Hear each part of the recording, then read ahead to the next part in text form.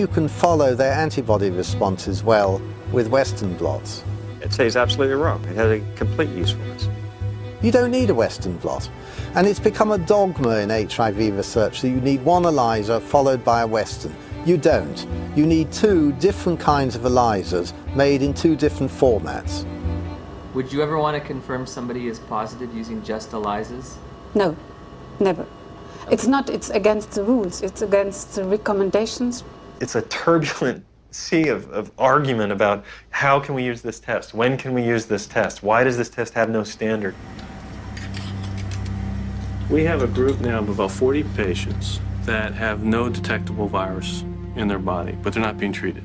So the first question is, are they really infected? So the Western blots can have false positives? No, the Western blot was negative too. But they were told they were positive by a lab, yes, that misread the Western blot. Heavyweight champion Tommy Morrison tested positive in 1996.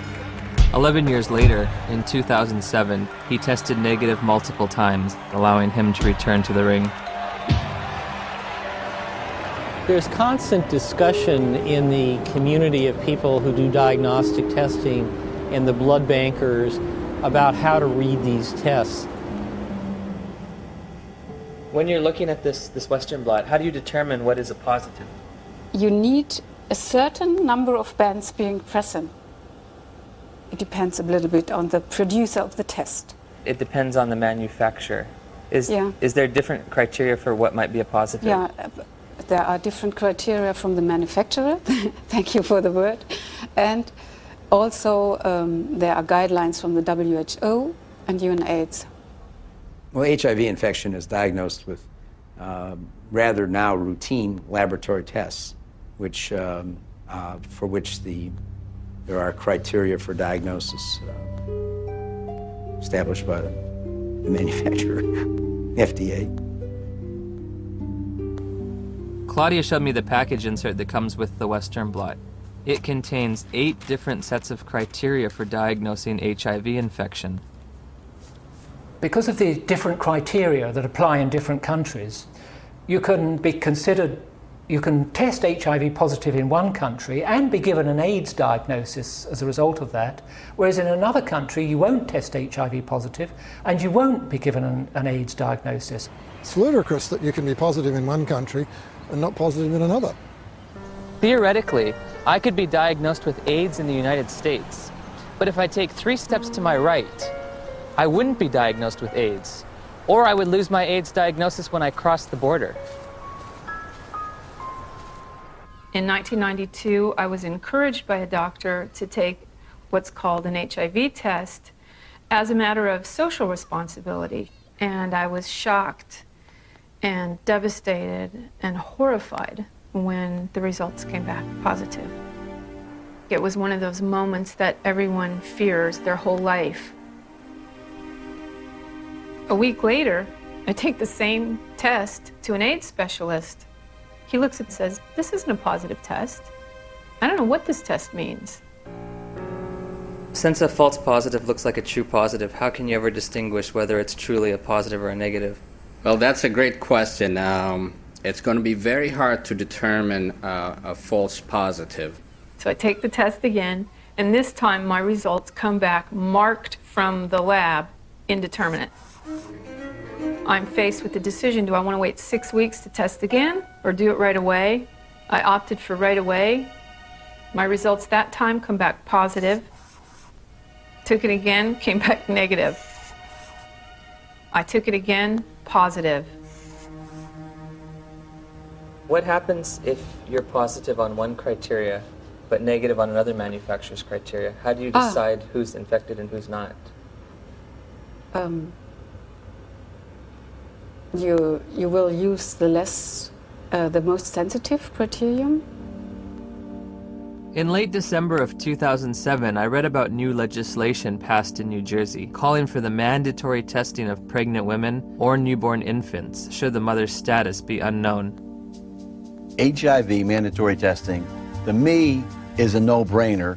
I'm very much opposed to the concept of mandatory testing of any population because the tests are scientifically shown to be unreliable and inaccurate. you have no reason to fear this bill.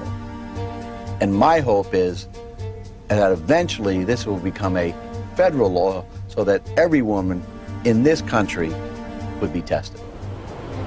But HIV testing isn't an absolutely precise science. When I confronted my doctor about that, she said, we're way past Western blot now. We have the viral load test. But when you get the package insert for the viral load test, it says, if you test positive, you are considered confirmed infected with HIV. But at the bottom of the page, in fine print, it states a person should have additional testing. It does not allow you to tell a single person on this planet that they are HIV positive.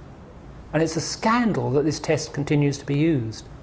so again, I'm asking, where's the test? Where's the test that can confirm a diagnosis of HIV infection? And I can't find one. I have the package insert from the manufacturer which they supplied me with. And under limitations of the test, it states that risk factors should be used in conjunction with the test. Has the person had sex? Have they used drugs? Have they had a blood transfusion? And then in conjunction with the test, not the test alone, but with the test, then you decide whether the person is positive or negative. Do the answers to these questions help aid in the diagnosis? Of course they did. Really? They do. Now, if I tell you that the test you took was lousy and didn't mean a thing, does that make any difference for everybody to hear? It'd make a difference for me. Yeah, I know. How can we say that HIV is the cause of AIDS when we don't know, based on current tests, whether or not anybody diagnosed positive actually has HIV? President Thabo Mbeki will officially open the AIDS conference tonight. Delegates here are hoping he will finally separate himself from the AIDS denialists. We remain convinced of the need for us better to understand what would constitute a comprehensive response in a context such as ours, which is characterized by high levels of poverty and disease. As I listened and heard the whole story told about our own country, it seemed to me that we could not blame everything on a single virus. I thought this man must be an idiot. Everyone in Africa is dying of AIDS. I know this because I read the New York Times. It's beyond doubt.